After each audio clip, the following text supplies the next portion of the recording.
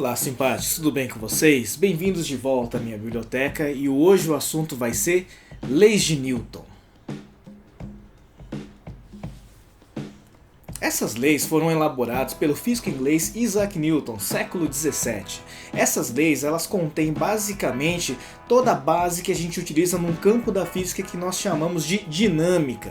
A dinâmica é a parte responsável pela análise das forças e suas consequências. Quando um corpo sofre a ação de uma força, ele pode se deformar, ele pode se entortar, ele pode se movimentar, ficar mais rápido, ficar mais lento, ficar parado, uma infinidade de coisas. E essas consequências todas são fundamentadas nas leis de Newton. As leis de Newton são basicamente três. Vamos acompanhar. A primeira lei de Newton é conhecida como inércia. A inércia é uma palavra que a gente utiliza no cotidiano principalmente para representar uma situação em que nós nos sentimos um pouco preguiçosos. Ela se fundamenta na questão da força resultante sobre ele. Nós já vimos a ideia de força na aula anterior. Quando a resultante das forças que atua sobre um determinado corpo, ou seja, quando você soma todas as forças e o resultado é zero, existe apenas duas condições para esse corpo.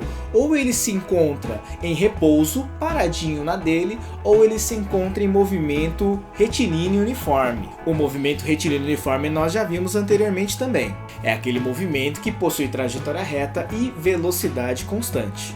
Essa primeira lei ajuda a gente a entender algumas praticidades, algumas tecnologias para o nosso cotidiano, por exemplo, o cinto de segurança. Quando o carro está em movimento e sofre uma freada brusca, numa colisão ou simplesmente numa manobra necessária pelo motorista, o nosso corpo tende a continuar o movimento porque obedece o princípio da inércia. O cinto de segurança evita que o nosso corpo ele seja projetado para frente e você acabe se machucando ainda mais. Uma outra situação possível que talvez você já deve ter passado é quando você está andando de ônibus e o motorista resolve acelerar fortemente, né?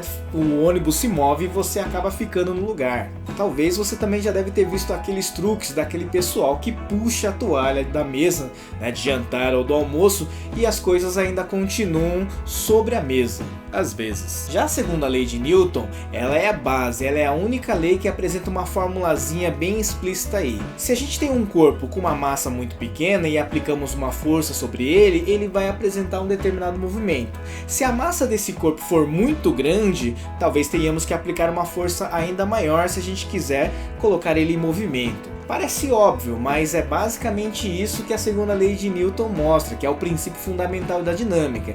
Ele diz o seguinte: a força resultante sobre um corpo é igual à massa desse corpo vezes a aceleração. Lembrando das unidades dentro do sistema internacional, que essa força é medida em Newton, a massa em quilograma e a aceleração em metros por segundo ao quadrado. O que essa expressãozinha permite da gente concluir? Que quanto maior for a força aplicada sobre um corpo, na verdade a força resultante, maior tende a ser a aceleração por ele adquirida. É claro que tudo isso depende da massa do corpo que está se movendo. Já a terceira lei de Newton é o princípio da ação e reação. Talvez você deve utilizar isso no cotidiano. Sempre tem aquele discurso quando você está brigando com alguém e alguém vem e fala: calma, cara, vai ter volta.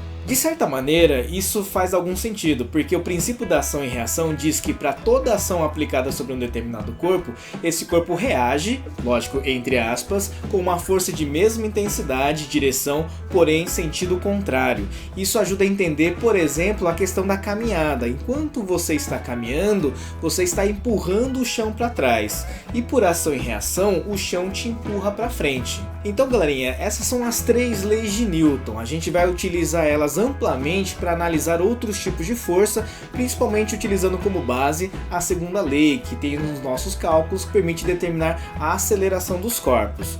Faça o seu resuminho, acompanhe aí o roteiro, tente fazer algumas questões. Qualquer dúvida é só realizar aí um comentário, perguntar e a gente se vê na próxima.